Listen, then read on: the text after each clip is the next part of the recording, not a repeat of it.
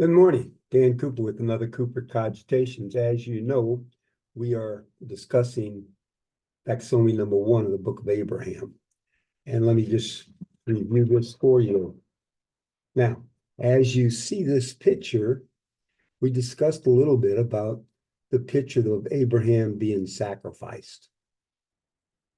The picture itself, you can look at it in your book, the picture itself is in a square. Isn't that interesting? Now, a square reminds me of a construction square, like this. Hope you can see it, a construction square. This is used to build objects. We built our barn door in our home with a construction square. We wanted it to be upright. We wanted it to be vertical. We built it with exactness and honor. It had to roll perfectly. It couldn't tilt in or out. It had to be vertical. So when you build with a construction square, you can build upright and with honor. Now, it's interesting to me that this symbol is also worn by those who've been to the temple. It signifies that we will always live our life with exactness and honor. That's what Abraham did. He lived his life with exactness and honor. And what did he get to do? He got to prove it. He had a little temptation, a little trial, a little unhappiness in his life. He's put on this table and he's getting ready to get sacrificed. Isn't that special? Because by the government, because of his exactness and honor. We need to build our lives with exactness and honor. It's another interesting thing. That picture is two-dimensional, top, bottom, left, right. But if you pull that square out, you get a square. A square. And isn't it interesting? No matter how you turn it, no matter how you flip it, no matter if it goes up or down, sideways, it's always a square. Our lives can be full of distortion and twisting and turning and pain and misery, but we still have the square. We still build with exactness and honor by keeping the commandments of God. It's not whether he loves us. He loves all of us. It's whether we love him. If you love me, keep my commandments. If we love him, we will keep his commandments and build our lives with exactness and honor by keeping the commandments.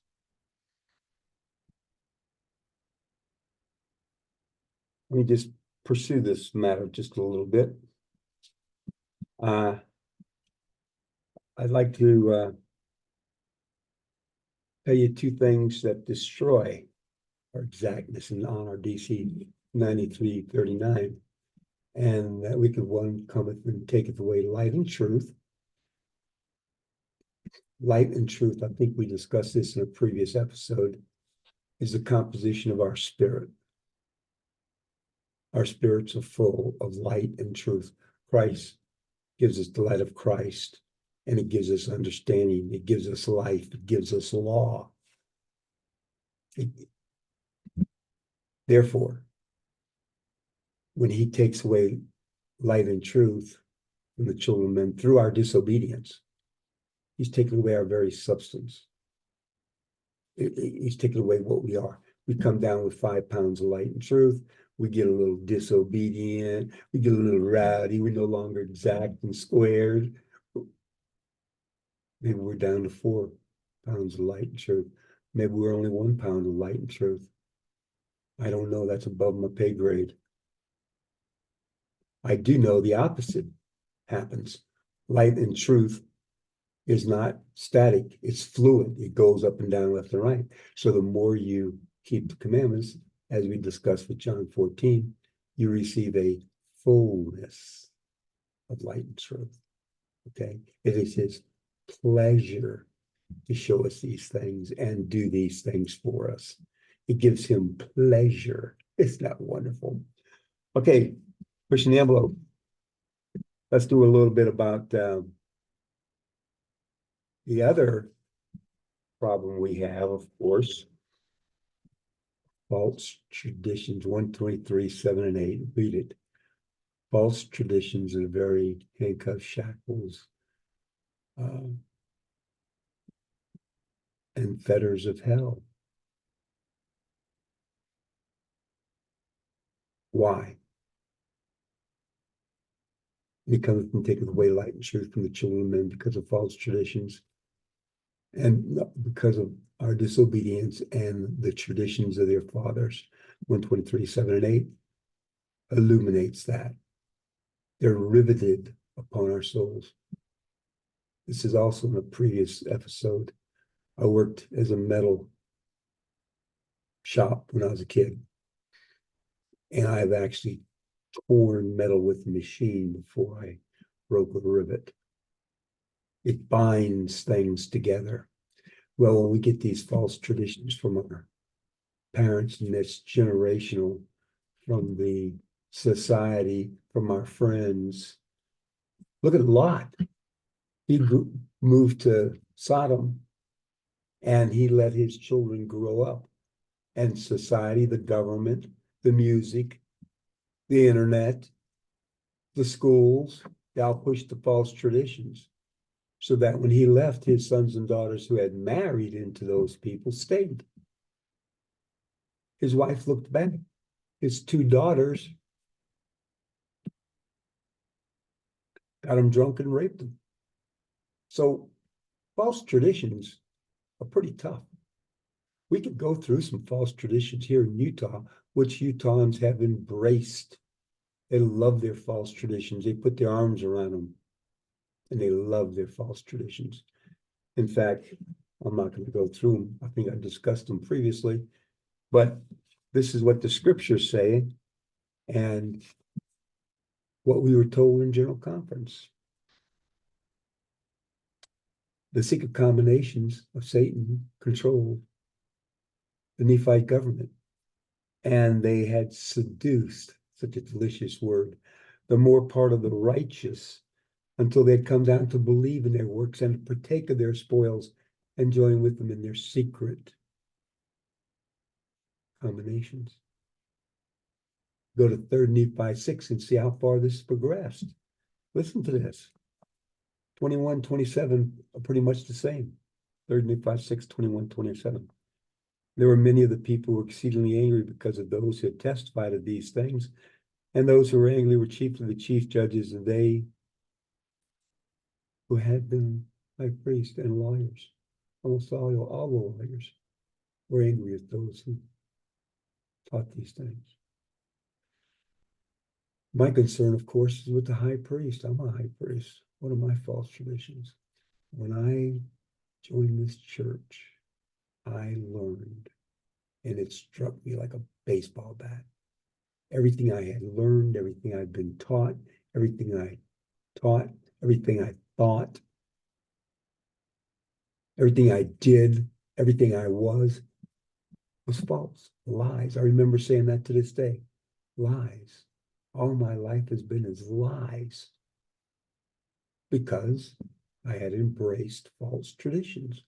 If Matthew 6:23, if their eye be evil, the whole body shall be full of darkness. If therefore the light, our religion, our mental, our emotional, our physical, our social, our political, our economic, academic, if our light be darkness, how great is that darkness? We don't even know it. That's the problem with false traditions. Okay? Exactness in keeping the law, covenants, and being strict. In the scriptures, strict is keeping the commandments, is always a good thing. Dictionary, the 1828 American Dictionary of the English language, the one I use. Exact, precise, methodical, strict, punctual, exactness, careful conformity to law, careful to conformity to truth. President Nelson said we must keep the commandments with increasing precision.